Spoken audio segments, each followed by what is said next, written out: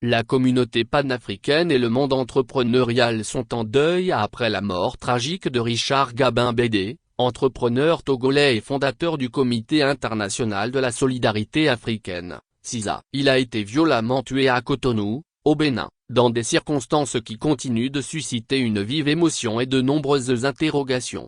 Selon les informations, le drame s'est produit alors que Richard Gabin Bédé se trouvait dans la capitale économique béninoise pour tenter de régler à l'amiable un différend financier lié aux activités de son organisation. Cette démarche, présentée comme une tentative de médiation et de conciliation, aurait malheureusement tourné au drame. Voire plus politique d'après les premiers éléments de l'enquête menée par les autorités béninoises. Un suspect principal a été interpellé peu après les faits. Ce dernier aurait reconnu son implication dans le crime. Les investigations indiquent que l'assassinat serait lié à un détournement présumé de 5 millions de francs CFA, impliquant un représentant béninois du CISA. Toujours selon les mêmes sources, après l'agression, le corps de la victime aurait été abandonné dans un caniveau, un acte qui a profondément choqué l'opinion publique. Voire plus politique